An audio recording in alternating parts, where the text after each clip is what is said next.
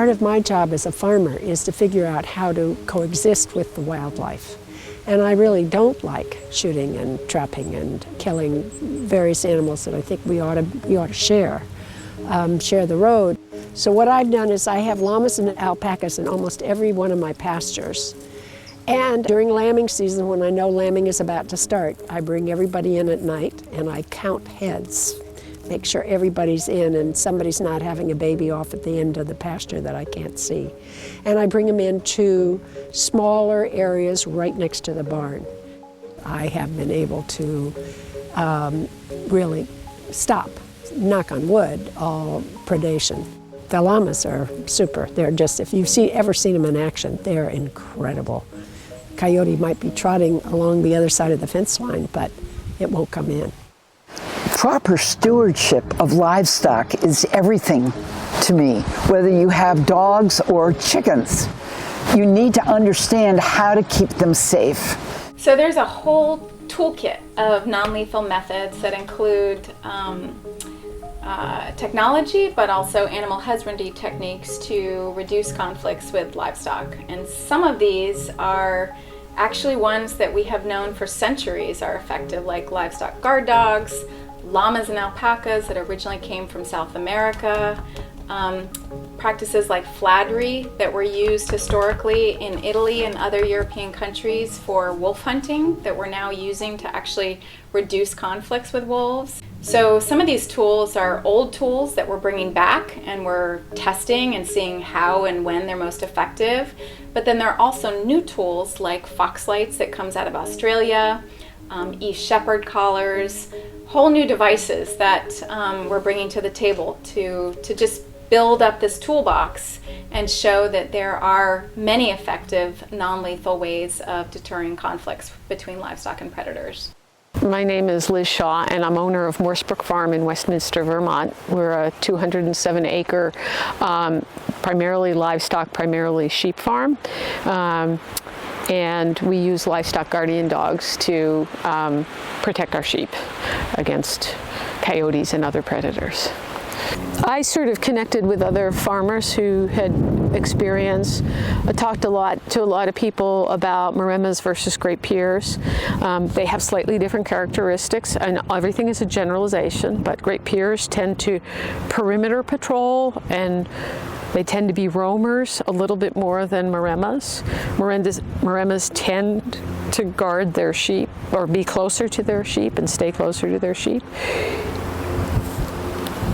Great Pyrs have a reputation for barking more. You know, all of these are tendencies, and so the individual varies. But that was one of the things I did. I talked a lot and tried to talk about breeds that had been successful for some of my friends who had sheep. I'm completely sold on Maremas. In this environment, in this context, my Maremas are very bonded with my sheep, and so they are protecting their family. And some of the Central Asian dogs also feel that way, but are also much more about going out and pushing back the cougar and everything else. But here, the livestock guardian dogs can be a little less ferocious and still be able to manage to protect their livestock. The thing I love about my Maremma, in particular, Leo, my older Maremma, is if something happens to the electronet and the sheep get out, he comes out and finds me. And basically, I swear to you, the message he sends to me is, can you get one of those border collies? Because the sheep are in the woods now, and I don't know how to get them all back into the electronet. And so he comes down, he finds a person, and then we go up with a border collie, we collect the sheep, we put him back in the net, and then Leo's happy again. He's like, okay, thank you. So my dogs have that relationship, and he understands that my border collies move the sheep, and then he guards them. And I couldn't do it without both of them, without both breeds. The border collies provide moving them all around the farm. It enables me to graze in places that I could not graze otherwise. I have not had problems here or in my previous place, because when we came, I came with livestock guardian dogs, so I didn't wait until there was a problem. I had my guardians in place and then set up my farming, which I think makes a huge difference. I couldn't do it without the guardian dogs. I wouldn't feel comfortable, especially in the fall when coyotes are teaching their babies to how to hunt. So we have fox, bobcat, mountain lion, and coyotes, and you just sort of learn to adapt and deal with the fact that they're here. That's not going to change, and I think as long as you tailor your management towards the fact that they're here and the fact that you have protection animals to keep them away from your livestock, that's probably the best way going forward to deal with that. For us, the most effective way of controlling predators is through the dogs, basically, and I've chose Great Pyrenees in the past. This is Trixie, and she's part of my predator control program, one of my best dogs, and acquired her with the assistance of the Marin Non-Lethal Predator Control Program. They tend to be fairly social with people, but very protective, so it's a nice combination, and you don't have to worry about them getting aggressive with, for example, neighbors and friends' dogs that come onto the property, but they definitely know the difference between predators and domestic dogs. What we do is we make smaller fields, basically, and make the job of our protection dogs easier. That allows them to watch the whole flock, essentially, instead of having to worry about stragglers and things like that. That has been our most effective way of controlling the coyote problem that we have for our sheep. It's a matter of coexisting with them and getting along with what comes with the territory, so to speak. Of all the non-lethal control methods, there are many that work, but probably at the top and the most effective is the sheep guarding dogs like Commodores and Pyrenees, and they really function as wolf replacements, and that's why they're so effective against coyotes. We've bred dogs, border collies, guardian dogs, for very specific tasks, and it's well-bred guardian dog bonds closely or understands its role in relationship to the sheep. One of the things that I think is hardest for people to understand is that you have to train a guardian dog. It's not instinct. You're taking a predator and you're asking a predator to guard prey. And you're asking a puppy to go in with sheep who run and bounce and do things, and the puppy's not supposed to chase them. You really need to understand dog behavior. You need to understand that you're asking a dog to do something that is completely foreign to what their species is. And once you understand that, and you understand that we've bred for these particular characteristics, and that we just need to foster it and help it. It's the same with herding dogs. We've selected them for specific characteristics. You can't just take any dog and herd sheep. You can't take just any dog and guard. And people often want to take a Maremma mix or a Great Pyrenees mix and put them in with the sheep, and it's mixed with a border collie, and all of a sudden it's chasing the sheep around in circles. Because the dog's brain is confused. I don't know, was my job to herd them or is it to guard them? When we first started ranching, I really didn't know much about anything. We had a pretty small flock, and within 2 weeks I had to leave town for a little while, and we lost 20% of our 10 sheep flock. And so that's what really got me thinking about this whole issue. I hadn't really thought about it very much beforehand.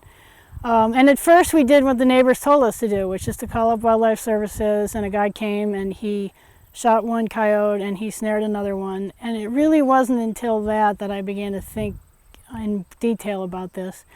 And both my husband and I kind of agreed, if we have to exterminate all the native species to ranch, then we probably shouldn't be ranching. And, we see it as both our duty and our privilege to try to figure this out. So that's really what led us to using guard dogs. And we had some challenges before it all worked, but after several years really of going through various problems, we finally have Max working as an adult guard dog, and he's fantastic.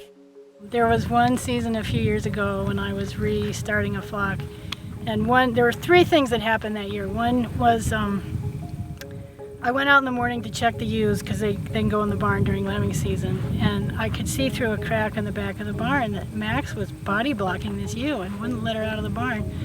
And I got in there and he saw me, and as soon as I caught the ewe, he realized, okay, things are okay, and he went out with the rest of the sheep.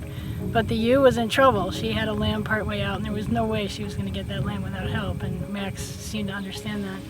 And then about a week after that, there were still lambs being born, and I went out in the morning to check, and all the flock had come out to this field a quarter mile or so away from the barn, and they had left a lamb back in the barn, and so I didn't know who it belonged to. And usually if I'll just take a lamb out and hopefully the mother will come claim it. So I took the lamb out and just left it there. It wasn't a super cold day. And I went back in to have some breakfast and came out 20 minutes later, and the ewes had come back in again, but I looked out in the field out here, and Max was standing out in the middle of this field with the lamb under his 4 legs, and he was looking up at a tree where there was a big bald eagle looking down at the sheep. And then the most amazing story was a little bit later that spring. I had the sheep down in one of the lower fields, long ways away from the house, and it was beautiful, you know, early spring, and the clover was high and I couldn't see very well, and I was walking down from the top of the field with our border collie to go feed Max his dinner in the evening, and I could see Max bouncing around doing something in the field, and I couldn't quite see what was going on, and I got a little bit closer and I realized he was playing with a white-tailed deer fawn. And you know, a white-tailed deer, they typically leave their very, very young fawns in a spot of the grass and just tell them to stay there, and the fawns have very little scent. And that's their means of protection. And Max was playing around, and then he looked up and he saw me and Pelly, and he immediately stopped playing and he sort of put the fawn down in the grass and then came running up to me, and we fed him supper and we talked to him. And I made sure Pelly stayed with the border collie, stayed with me. And I walked back up towards the house, and I looked back after walking a couple 100 yards, and Max was going back to the spot to start playing with a white-tailed deer fawn again. And I just felt like that was such a perfect illustration of this blurry zone between wild and domestic that guard dogs inhabit, and we only half comprehend it. And you know, so there's only one dimension of their life is to protect our sheep, but I think if we fully understand that they are extremely complicated animals, it enriches our ability and our enjoyment of working with them.